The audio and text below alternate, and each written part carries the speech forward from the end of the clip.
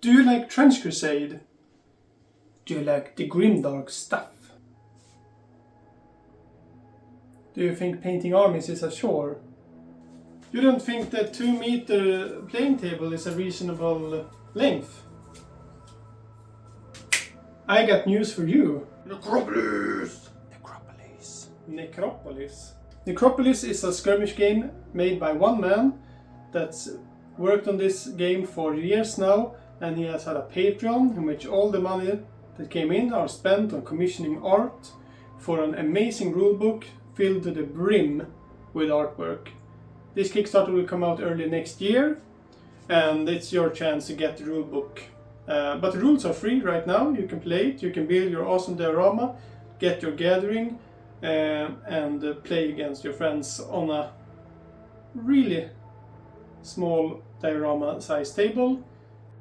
And it's absolutely dripping with theme, and it's grimdark, as you can tell, but also with the personal touch. You can tell that this is a passion project by one man, and I respect that, and that's why I asked Peter if he wanted to come on Trench Talk and talk about the game and the upcoming Kickstarter, and like what's his motivation for making the game and how the process has been. So I hope you enjoy. Let's go.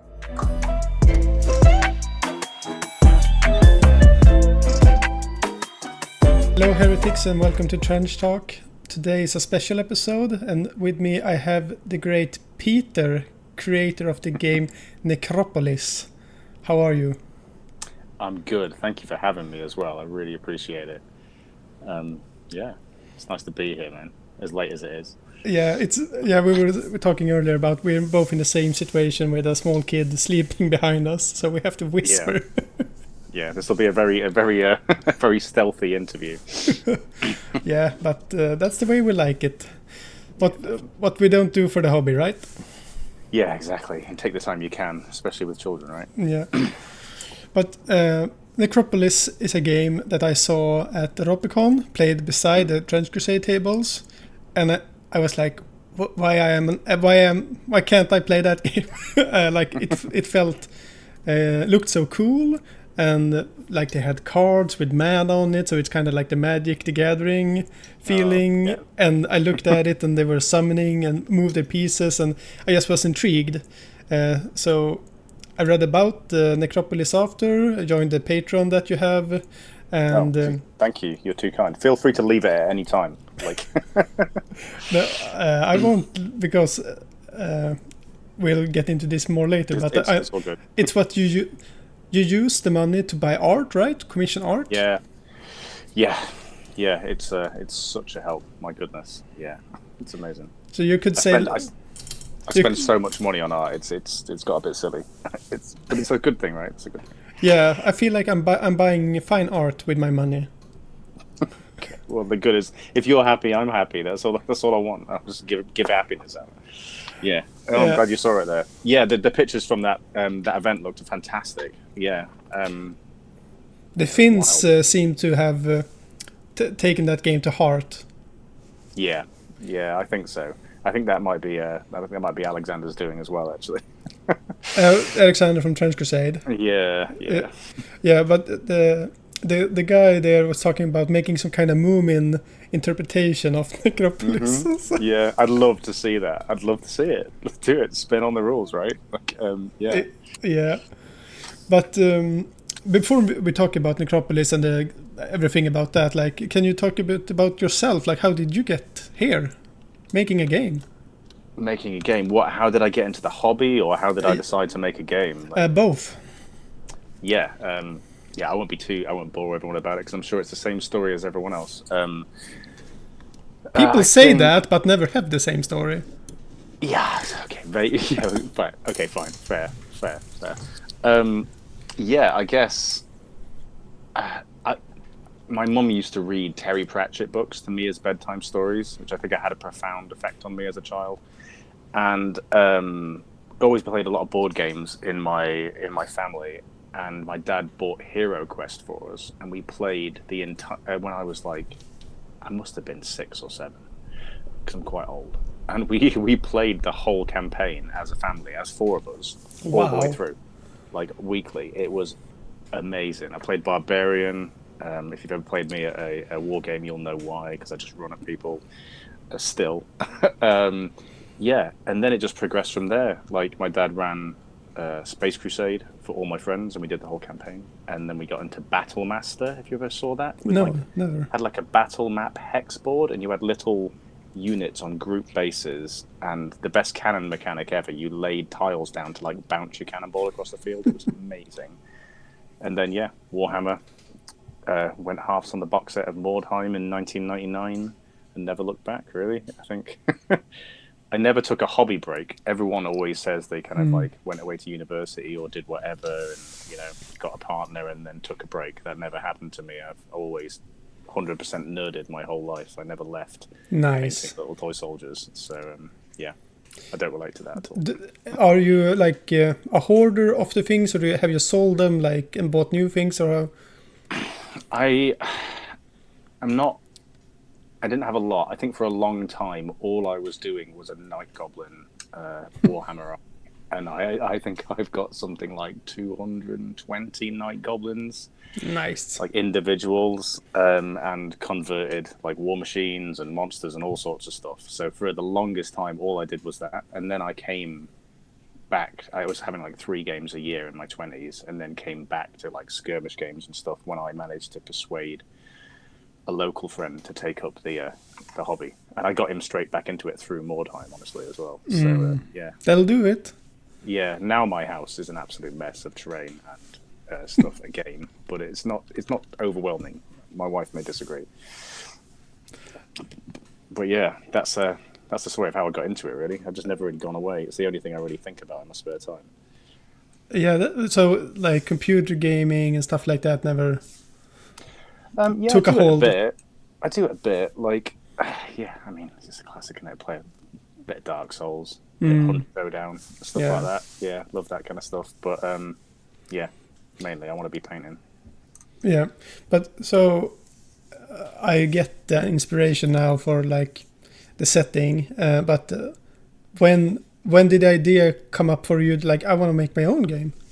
Yeah, it's a good question. I've kind of always, I'm at my parents' house at the moment, and there's evidence of it laying around. I've always been making games for myself throughout my entire life. I made a little mech game when I was like 7 with the Dreadnought kits from Space Crusade. Like, just started moving them around, swapping the weapons off because I was, you know, mech warrior and all that.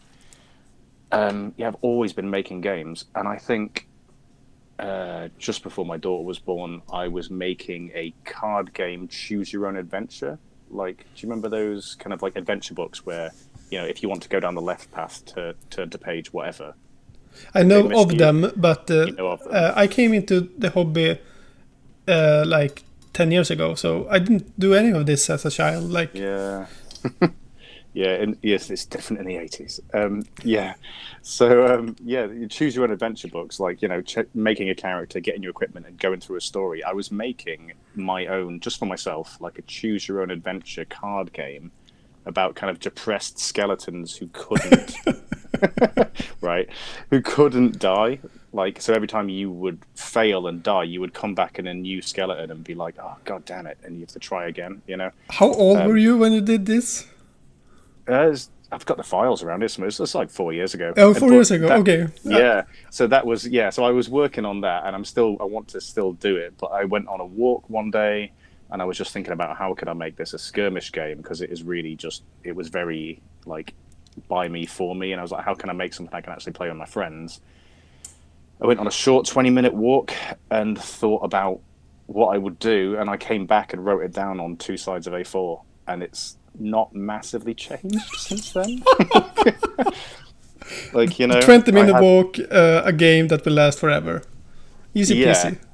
Yeah, right. Yeah, I've got no other ideas. Like, that's it. They got one. Depressed skeletons. All right, they are. They can't. It's the best.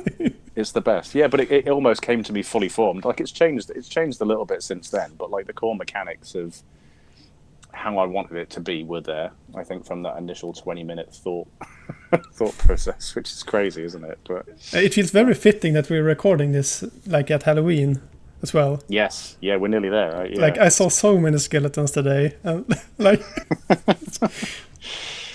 yeah, love it. Yeah, so it almost came to be fully formed. Yeah, it's a weird one, isn't it?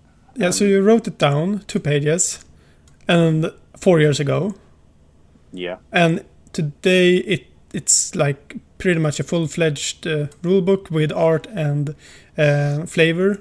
it's getting there. So Yeah. so you worked your full time as something. I don't know what your day job is. I but work for the health service. yeah. Yeah, so yeah, All day, every day with that, and you have a kid. yeah. So all night, every night with that.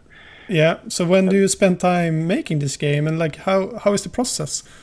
Do you have an office job? You ever have an office job? Yep. Do you know there's really long hour-and-a-half meetings you have to sit in, but you don't have to say anything? that's the ones. I don't know. I'm being flippant, obviously, but when my daughter goes to bed about 8:30, you've usually got like 30 minutes of creativity in me at that point, and I can write a little bit. But yeah, dribs and drabs here and there. Like it's harder now that the rules are sort of 90% written, and I'm just trying to be. I'm finding that quite hard right at the end when I'm so tired from like a whole day of fathering. Yeah, I'm not complaining. It's great. It's not complaining, but like it's just stating facts. Yes, yeah. I'm mentally burnt out, so the creativity is a little bit harder in the final bit of the run. But yeah, just slowly. And I've had a wonderful friend group around me that were keen to play it. And yeah, it started as a Word document for a year, played it a few times, opened a little Discord, and yeah, people just started turning up. Yeah, has there been a lot of feedback on the rules and from the Discord, like this is too good, or like as it usually sounds? Oh, I've never had that feedback. It's a funny one, isn't it? I think initially there was lots of it, like, Pete, you can't spell, you use too many commas, you know, your English is terrible, and that's all true.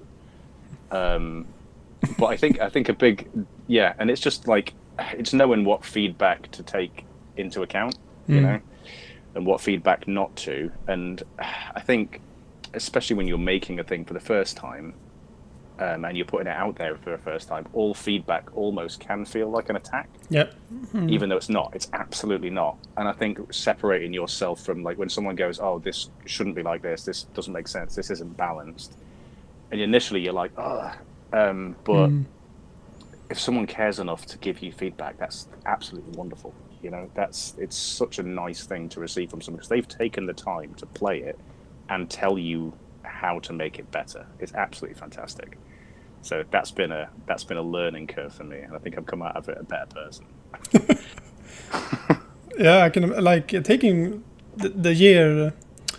It's almost a year now since I made a YouTube channel, and I also got feedback, like, on facts, like your audio is shit, and I'm like, yeah, I know I know it's shit, but you can't tell me that. I can't.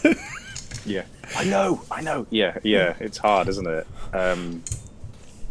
Yeah, it's just an ego thing. You need to. I'm sure we're both through it now, right? And it's not. Yeah, it's perfectly natural. But yeah, it's good. Yeah, it's good. We like feedback. Yeah, for sure, and it means people spend time on it and care. Right. Exactly. It means people care.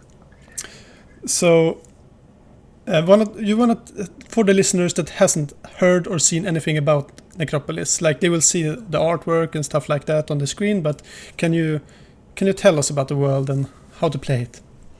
Yeah, I'm so sorry. I'm going to bore you all now, and I do apologize. But so the setting, depressed skeletons. depressed skeletons. Yeah. So it's a world where all life has ended. Absolutely everything. No man, no beast, no bacteria, which is a question I get a lot on the Discord. Nothing. Yeah, I know. Nothing lives at all. Everything has ended from some sort of mystical catastrophe, like millennia in the past, and only the undead are left in this kind of like dark fantasy setting. but one of the core conceits of it is that once you are undead, you cannot exit that state. So once you had your soul summoned back into your skeletal body, or however it's looking, you're stuck being undead. Your soul is forever tied to that physical form. So if you don't have a lich or someone with magical abilities around you, your physical form will slowly crumble to absolutely nothing, and but your mind will still be tied to that physical essence. So you'll be sentient dust floating on the wind, like locked in, senseless darkness. Sentient Dust. That's a good band name. Yeah, isn't it? Right, here you go. We can form that. So that's why the undead in the setting sort of crowd around these kind of like liches and sorcerers, and there's a sort of like there's a place called the Endless City, which is where everything named for its endurance, not its size, where everything crowds together basically under the kind of watchful eye of these three towers. And there isn't really law and order, but there are long-standing rivalries and a complete distaste for other people, So the other war bands, how I imagine them interacting with each other is they'll see each other once every few decades. They'll come across it and kind of clash over a relic that they both want.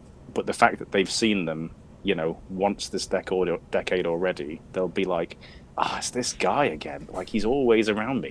Like, I like to feel like the time frames are a little bit different. People's like perception of time is a bit extended because they've got infinite. So they are all Nagash. Yeah, basically. Yeah. But if you haven't got any magical ability, you're left, broken on the street, stitching yourself back together, trying to like survive. That's why all the miniatures we have done so far have been kind of skeletal in nature, but they're all quite heavily clothed and quilted and armored.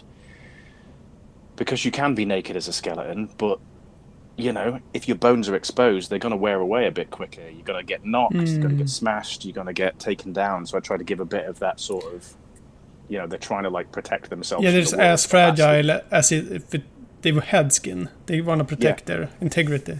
Yeah, because any damage is permanent unless, like I said, you've aligned yourself with a lich, which allows you to sort of treat yourself with a kind of wild abandon and dive in because you're going to bring yourself back. How does one become a lich in this world? That's a big question that I don't have time for. Sorry. But how many liches are there, approximately? Oh God, don't ask me. I don't have that answer, do I? Come on now. As many as there are players. Yeah, exactly. Each new Discord member is a new lich. I think we've got 4,000 people in the Discord at the moment, so that's 4,000 liches. That's a lot, though, for sure. What, the Discord? No, yeah, and liches in the world. Yeah, it is. It is a lot, right? It is a lot. Do you want me to talk about the rules as well? I don't know. Yeah, for sure. Like, I know, like, my first impression of it was like, oh, this is like playing Magic the Gathering and tabletop, but I know that's wrong. Yeah, the cards are beautiful pieces made by the people playing the game. They're not actually needed in any way. It's very pen and paper, which is because I'm not very tactically minded. So Magic the Gathering is not something that I have an ability to play. I'm not smart enough, I don't think. Or rich enough. Yeah, that too. I work in healthcare, I'm not making any money at this. So, so the game is I kind of sold it as like a diorama skirmish, because I think on some level what I wanted to do was make the kind of bespoke fixed terrain boards that you see at all the kind of Inquisitor events and like on the Iron Sleep blog, as was back in the day, and all that sort of thing. I wanted to make that sort of terrain, but I didn't have the ability to make 4 foot by 4 foot boards like that. So initially when we wrote the game, I wanted to do a skirmish game because the game's about 4 or 5 models a side. It's very small. So we've gone for 16-inch boards, which is about the size of a tournament chessboard. And, you've got enough room to build a nice diorama on that. That's playable from lots of different angles and gives you lots of different things. Of course, you don't need fixed terrain to play the game, but for me, for my excuse, I wanted it to be like that. Yeah, so it's got a really small footprint, which allows you are instantly in the action and you're instantly having something happen. You know what I mean? Like, I love playing Necromunda, for example. It's one of my favorite games, as well as Mordheim. But for the first few turns, what are you doing? You're having a walk, aren't you? You're having a little bit of a walk with your friend, and it might take an hour to walk over the board to hit someone with your flail. And I got a 4-year-old kid. I ain't got time.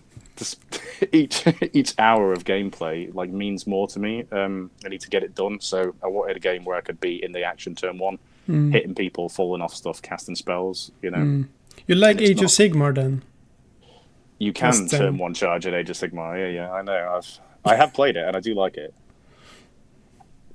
I like all the games.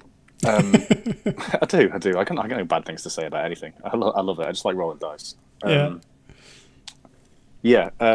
I think that plays into how the actual rule set is built. I think something that's quite unique about the rule set, although I think other people in the community are picking it up now and running with it, is nothing fails in the game at all. So if you attack, you don't hit and miss. You either hit or you glance. So you're always doing damage no matter what. Armor protects you, but only to a certain point.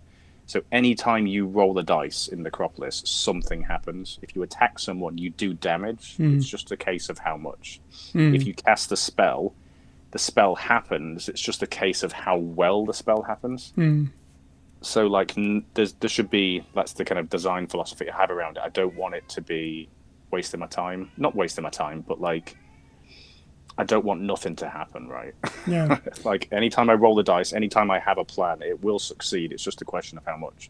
Yeah, I'm trying to figure out, like, do I know of an equivalent in any other game where you never fail? Like, Not in skirmish and war games. Okay, like chess, but you always succeed in chess. There's not a critical success in chess. You always... But, yeah, I like it a lot, like, for sure. Yeah. Because it's always a bummer when you like have a 3-inch charge and like a double one. Like, you feel smart, but yeah. You know what? That is fun in its own way, right? It creates those stories like in Mordheim, for example, when you jump off to do a diving charge and you don't make it and you break your ankle. Great, brilliant story, you know. But something has happened when you break your ankle. But when you take a climbing check to climb up something and fail and nothing happens. It doesn't feel good to me. It's not that it doesn't feel good. It's that I didn't want it for this game. I want this game to be snappy, and they're all undead. You've all got a lich, so anyone who dies, you can spend your mana to summon them straight back to the battlefield with reduced health. And every time you hit someone, you can push them away from you, so they can't attack you as effectively back. So, yeah, having no failure, having the ability to push people around as you hit them, and having all these things working together is just I'm encouraging people to play aggressively and without a care of failure. That's what I want. I want people to be free, you know? Because a lot of times in Warcry, for example, if you charge someone and attack them and you don't kill them, they can have 2 attacks back on you if they've not activated. But because anytime you get hit, I let you push someone an inch, you can push them out of range and they, or off a ledge, even better. It also sounds like a game that's perfect to play with your children, like to intro them as a game. Because you always succeed, like no children are very sensitive to failure, especially when it's unfair. So it's a good mechanic, maybe. Yeah, I think so. I think that's what it is. I kind of, when I'm trying to, it's a difficult one, isn't it? Because I'm trying to give this, I've got I see the world clearly in my head, and I have a very distinct vision of how it should feel, like cold and dark and a bit sad, but, with no physical pain.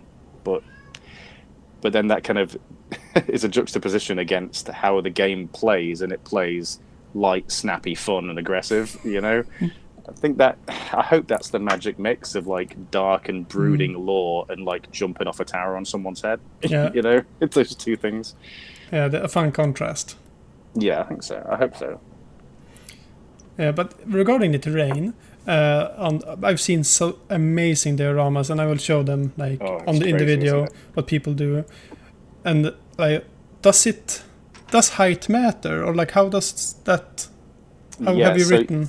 so your average model, like a skeleton, for example, will have 10 hit points. And if you fall, you just measure the distance in inches and you take that much damage. So if you fall 6 inches, you take 6 damage. Easy. But if you jump off something or you get knocked off something and you land base-to-base contact with another model, that also suffers the same damage. So it turns it basically a little bit into skeleton kind of pro wrestling.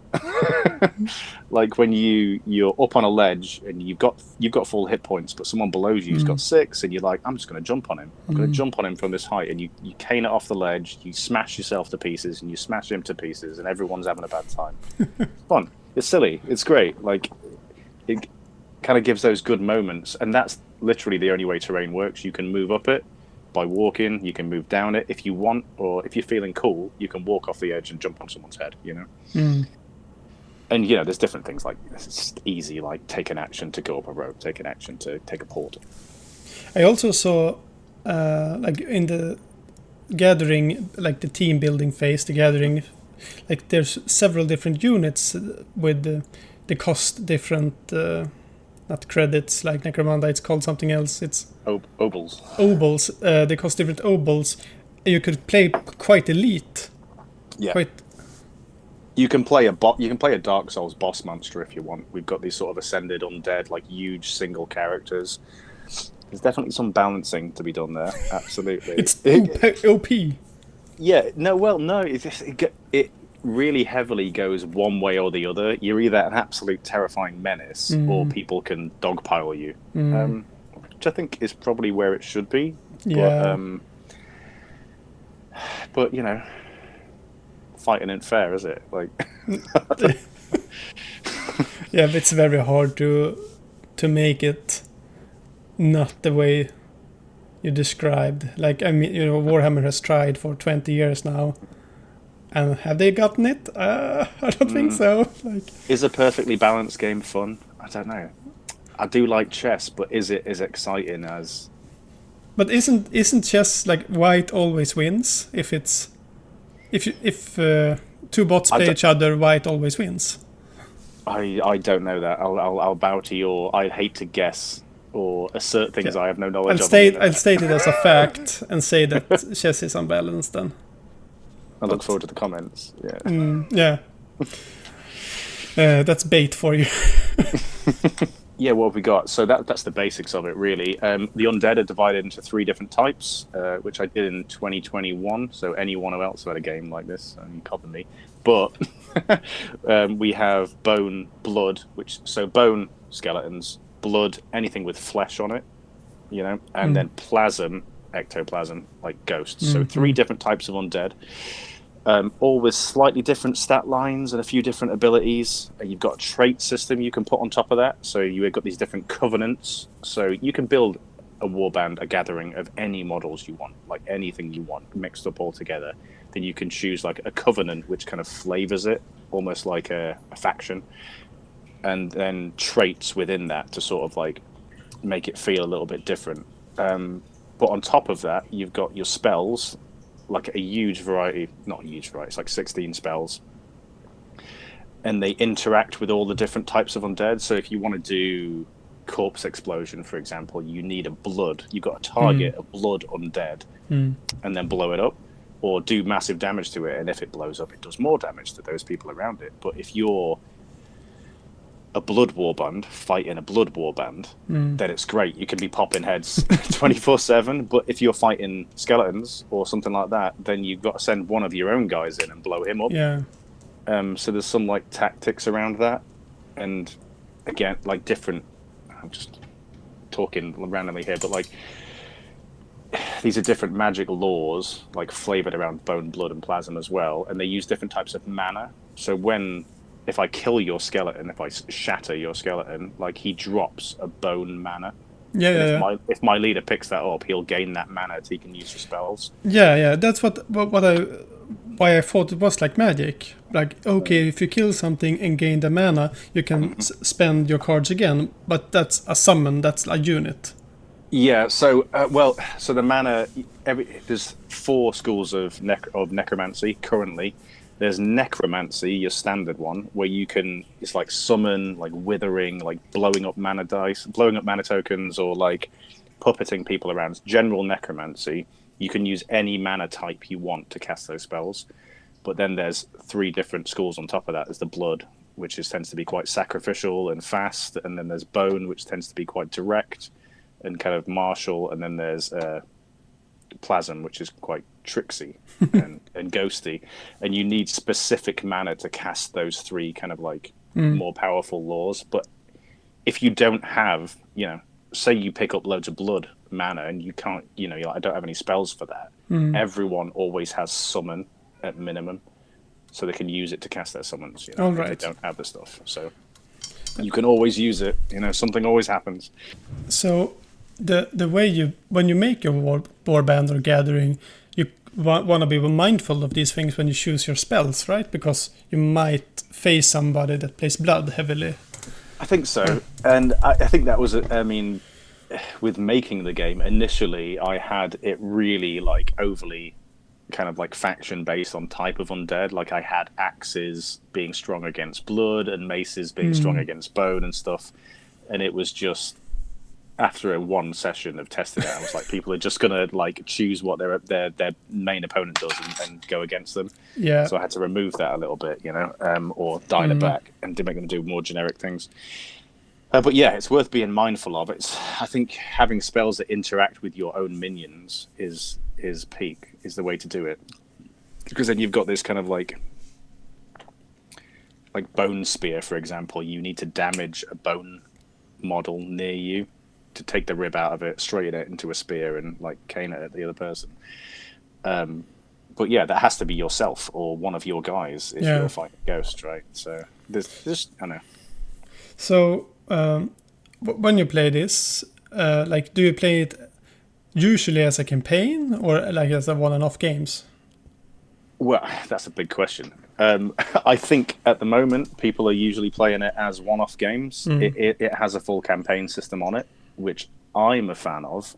I don't know how much use it's getting out there, because as a small indie game, it's pickup games. It's getting together for the weekend, and when we do events, of which I've run 4 now, like 6 monthly, which is, I feel so humbled to be able to do that. It's been so fun.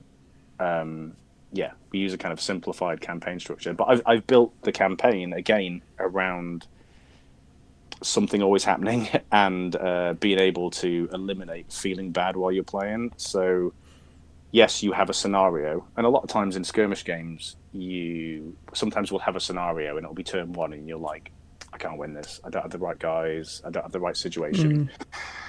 And I try to mitigate that and make it part of the lore. Like all these liches have ambitions, so you can choose what 3 ambitions your lich is working on as you start the game, and these are your side objectives. And so it can be as simple as complete a game, right, or successfully cast 2 spells, or use all your mana, or smash enemy models, or something that you can perform in the game. And then if you fulfill these, you can tick them off, and if you do that 10 times over a series of games, you then gain the bonus.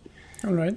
So, for example, if you completely burn your mana stack completely, you can tick it off. I can't remember what it's called. It's got a really flavorful name, which escapes me now because I've had a beer.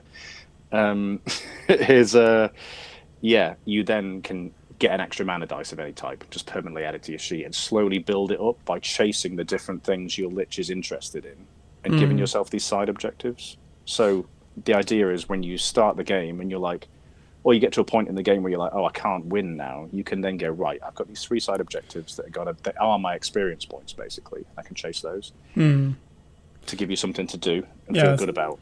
So in a campaign setting, it's worthwhile. Yeah. Even if you're losing, for winning the game, you're basically, for the most part, getting money and a little bit of treasure. But how your warband is really improving is your own objectives on top of that. So can you, in between the games in a campaign, you can buy or change new spells. Yeah, you can't change. You can get new spells. You can't. There's no way to kind of change them out. So you can improve you can build up your lair by building libraries and balefire braziers and all these different things for your lair. There is coming, but not in there yet, a full random event table where there's multiple choices for every single entry. So it's choose your adventure. Right, that's what I'm doing. I've got the path of I've got like a combat path, like the guilt path, the path of spells or whatever. And so I've got 10 events for each of these, but I want it to be narrative flavor and then choose either this, or this, and have something interesting within of each of those choices as well. So yeah, giving you some real kind of like something to think about and a bit of a story between games, but not too much, something you could read out at the table and choose, and then all have a big laugh at the dice roll going bad rather than, yeah, so I've got that as well. So you can improve your lair, you can go and get random events because I need them, because that's the best stuff. Gain treasure, buy new guys, get mercenaries and sell swords into your party, that sort of thing. Yeah, it sounds like a good idea. Like when the game itself is not very random, like always something happens.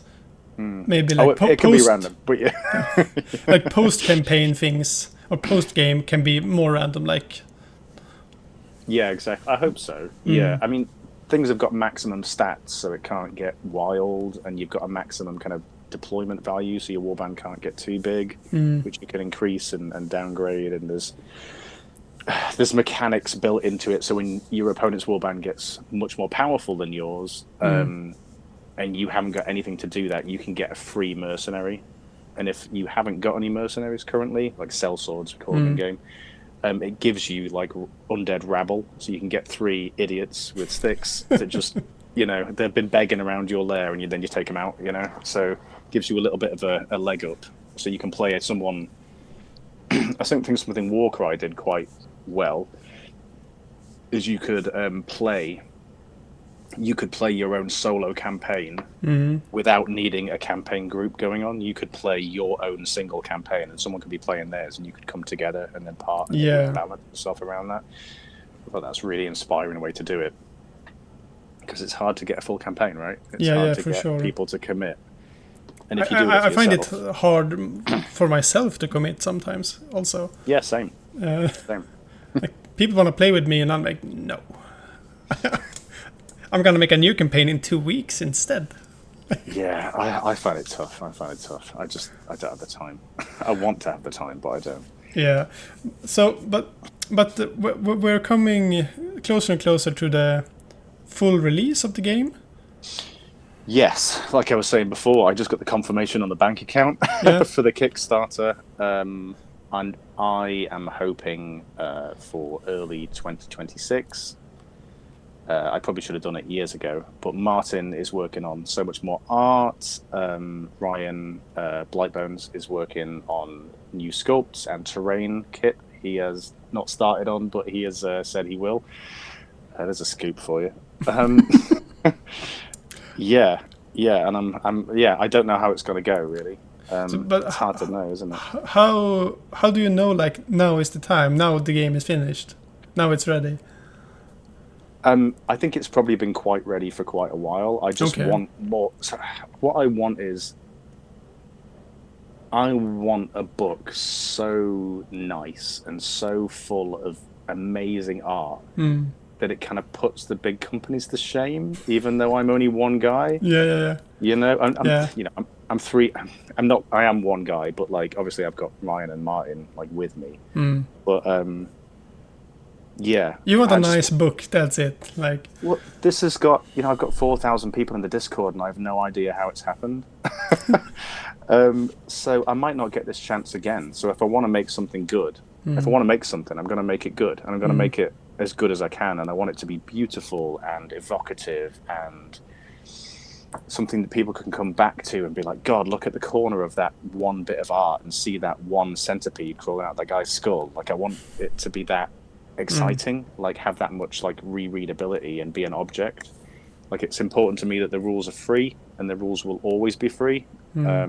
but I want the Kickstarter will only be for a physical edition of the rules, which is how I prefer to have my rules, honestly. Yeah. And then I can get it if it sells 10 copies, but I can put one of them on my shelf so I can die happy. So do you know when it's like Kickstarter only, this book won't be available on Drive-Thru RPG later, or do you know? Well, the rules are free, right? Yeah. Like, yeah, I don't necessarily, I don't know. Honestly, I don't know. I don't really want to do print on demand because I want it to be really good. Yeah. And I've got that's no shade. Like I've got loads of print on demand books that I adore. I adore them. But I want it to be beautiful. And if people are going to spend money for the hardback, I want it to be absolutely perfect for them. Because if you want the PDF, it's going to be a PDF, right? And it'll be beautiful and it'll be hyperlinked eventually. Yeah. I don't know. Yeah. I don't know. Yeah, I understand. Who knows? How's it going to go? Yeah, we don't know yet. I don't know. But just going by the little art I've seen, it's very, very high quality. And like people buy Mörkborg only for art. People buy less quality things. So I'm sure like Necropolis will do very well. Yeah, I mean, it's fine. We're definitely in the red financially at the moment, even with the wonderful help of backers. And that's not me. That's not me needing money from anyone. Like I always, if you're ever in the Discord, I tell everyone to leave the Patreon all the time, and you should, or come join it, take the models you want, the STLs, and then leave. That's absolutely fine. You should do it. There's better things to spend money on. But yeah, man. It's gonna be good. You should hire a salesman for your company. Yeah, I should. But then, I don't know, man. Like, I'm 43.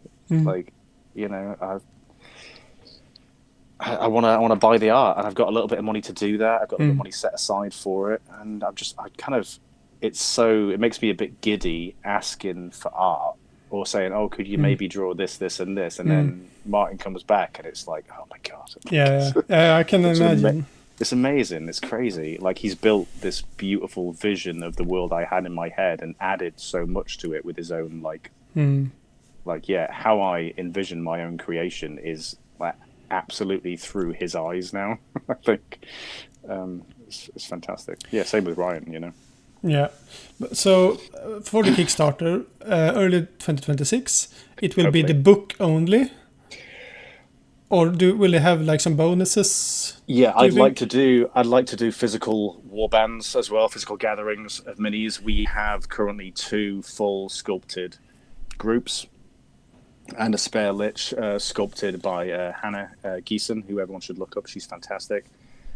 Yeah, I'd like to do physical minis as well, but I'm currently talking to someone about it because I just want it to be. I want it to be perfect, man. I want people to be happy. Like I just want people to be happy and not have to like, you understand. Yeah. It's like coming from the Trench Crusade side of things, the hassle of having printed miniatures or like molded or like it's a doozy. Yeah, I mean, I would love to have the headache of getting 4 million at Kickstarter, but I don't think you would. Like not with your child at home. No, I wouldn't. I don't know. I'd quit my job. That'd be nice. Yeah, we'll see. Hey, yeah. I mean, if it does half as good as like Flames of Orion, which is a great game. Shout out to Steve. You're amazing. Love it. Everyone should play that. Yeah, if it does just as good as his Kickstarter, I'd be really happy, Yeah, we will see. Like, I'm very much looking forward to the book. Like, I just got the Mag 28 book from their Kickstarter, and like, as you say, like having it in your hand and like reading and the we like the tactile feel of things. Yeah, that's why we play tabletop. Yeah, exactly right. Yeah, and it's Dave Taylor, isn't it? Yeah, so Dave Taylor has just agreed, but not signed, to do the layout design for the final print of Necropolis as well. So he's perfect. on board, which is wonderful. because he's really cool and I really like him. Yeah, man, it's crazy, isn't it? Yeah. Yeah, but so if there isn't anything that I missed that you wanna bring up? I don't know. Yeah. I don't know. No. If you like skeletons that are depressed, come join the Discord. The game's easy. It looks harder than it is. It's really not. I think people get confused with like, oh, is there engagement? No. Oh, so how do I miss? No, you can't miss.